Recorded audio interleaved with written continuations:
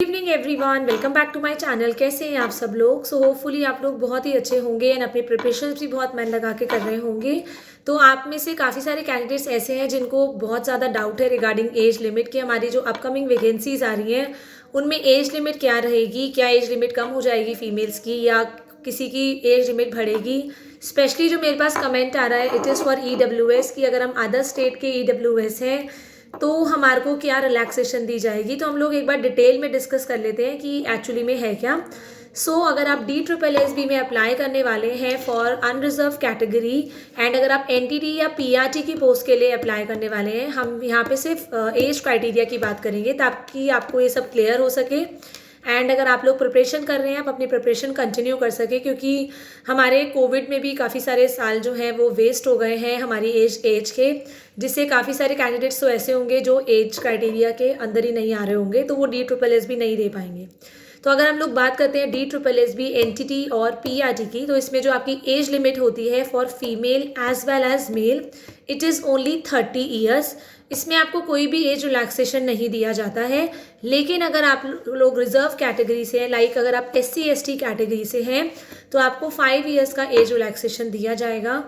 Then अगर आप लोग OBC कैंडिडेट हैं, OBC दिल्ली, मतलब आपका OBC का जो सर्टिफिकेट है दिल्ली का है, तब आप लोगों को 3 ईयर्स का एज रिलैक्सेशन दिया जाएगा। एंड अगर आप लोग PWD कैटेगरी से हैं तो आप लोगों को 10 ईयर्स का एज रिलैक्सेशन दिया जाएगा। एंड अगर आप एक फीमेल हैं, कोई भी एज रिलैक्सेशन नहीं है in DSSB, NTT as well as आपका PRT। एक और चीज़, अगर आप लोग SC/ST कैटेगरी से भी हैं और साथ में आप PWD भी हैं तो आपको 10 साल PWD का और 5 साल SC/ST मतलब 15 साल का एज रिलैक्सेशन दिया जाएगा। एंड अगर आप लोग अपना PWD से हैं और साथ में अगर आप OBC कैटेगरी से बिलोंग करते हैं तो 10 + 3 13 ईयर्स का आप लोगों को एज रिलैक्सेशन मिलेगा। तो आई होप कि ये DSSB, PRT और NTT को लेके ये बातें क्लियर हो गई होंगी। नाउ अगर हम लोग बात करते हैं DSSB TGT के बारे में, आपकी जो एज लिमिट है इसमें it is 32 years for mails. मैं बात कर रही हूँ मेल्स। अगर आप एक पुरुष हैं तो आपको 32 ईयर्स आप लोग अगर आप हैं तो आप तब तक TGT का फॉर्म भर सकते हैं DSSB। बट अगर आप एक फीमेल कैटेगरी से हैं, फीमेल हैं अगर आप लोग, आप लोगों को इसमें एज रिलैक्सेशन दिया जाता है। हालांकि ये एज रिलैक्सेशन पहले 10 साल का था बट अब ये 8 साल का हो गया है, मतलब 32 + 8 ईयर्स का एज रिलैक्सेशन है, नॉट 10 ईयर्स। तो आपकी जो लास्ट एज होती है to apply for DSSB TGT it is 40 years. But same अगर आप SC/ST से हैं 5 साल का एज रिलैक्सेशन, अगर आप लोग PWC से हैं तो PWD से हैं तो 10 साल का एज रिलैक्सेशन। देन अगर आप लोग अपनी OBC कैटेगरी से हैं, दिल्ली के OBC हैं, तब आपको 3 साल का एज रिलैक्सेशन दिया जाएगा। देन आ जाते हैं PGT पे। तो PGT की जो एज लिमिट है for male as well as for female it is 36 years, ठीक है, इससे ज़्यादा नहीं है। And no age relaxation for females. SC/ST का सेम रहेगा, PWD 10 साल, SC/ST 5 साल एंड दिल्ली OBC आपका 3 साल। नाउ बात कर लेते हैं पहले डिटेल में OBC के बारे में, देन हम we will move on to आपका EWS कैटेगरी। तो अगर हम लोग OBC कैटेगरी से बात करें, मतलब अदर बैकवर्ड क्लासेस से बात करें, तो सिर्फ जो हर एक स्टेट होती है उसका अलग अलग क्राइटेरिया होता है, अलग अलग वो वेज होते हैं कि जिसको वो अदर बैकवर्ड क्लास मानते हैं। तो इसीलिए जो दिल्ली के OBC होते हैं उन्हीं को ये 3 साल वाला रिलैक्सेशन दिया जाता है। अगर आप अदर स्टेट के OBC हैं तो आपको दिल्ली में रिजर्व्ड कैटेगरी से फॉर्म नहीं बनना है।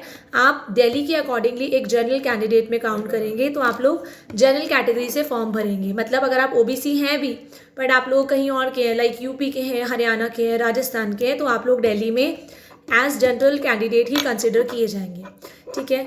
अब ये OBC का क्लियर हो गया। Now EWS is economically weaker sections. तो अगर आप लोग किसी भी इंडिया के किसी भी स्टेट से हैं तो as per government of India आप EWS मतलब इकोनॉमिकल वीकर सेक्शन जो है जो हमारे, तो वो सारे के सारे उनको एज रिलैक्सेशन तो नहीं दिया जाएगा। बट आप किसी भी जगह से हैं तो आपको रिजर्व में काउंट किया जाएगा। और रिजर्वेशन कैटेगरी ये होता है कि आपको आपकी जो सीट्स होंगी ना, टोटल सीट्स में से जो 10% सीट्स होंगी वो आपकी EWS की कैटेगरी की होंगी, ठीक है। मतलब EWS को उन पे फिक्स है कि 10%, मतलब मान लीजिए अगर आप 100 सीट्स हैं टोटल तो 10 सीट्स जो है EWS की है, जिसमें कोई जनरल नहीं आ सकता है। तो 10 सीट्स जो है वो EWS की हैं। तो अगर आप EWS कैटेगरी से हैं, चाहे आप किसी भी स्टेट की किसी भी इंडिया की स्टेट से हैं, तो आप लोग EWS ही कंसिडर किए जाएंगे। इसमें कोई भी डिफ्रेंशिएशन, कोई भेदभाव नहीं है। तो जो आप मुझसे पूछ रहे थे कि हम अदर स्टेट के EWS है तो क्या हम जनरल में भरेंगे, नो, आप अदर स्टेट के भी हैं तभी भी आप EWS को EWS में ही भरेंगे, क्योंकि गवर्नमेंट ऑफ इंडिया के अकॉर्डिंगली EWS जो है, इकोनॉमिकल वीकर सेक्शन जो है, वो किसी क्राइटेरिया के बेसिस पे वो सारे स्टेट्स में सेम होता है। तो आई होप मैं आपकी कन्फ्यूजन, आपका जो डाउट था वो क्लियर कर पाई हूँ। सो टिल द टाइम, अगर फिर भी कैसी भी कोई भी डाउट होता है, you can always ask me in the comment session. अगर और कोई डाउट भी है आपको रिगार्डिंग दिस तो डेफिनेटली बताइएगा। एंड यस, जो सेक्शन ए से आपका क्वालिफाइंग क्राइटेरिया था पहले 40 मार्क्स का, इस पर भी काफ़ी सारे कैंडिडेट्स को डाउट होता है।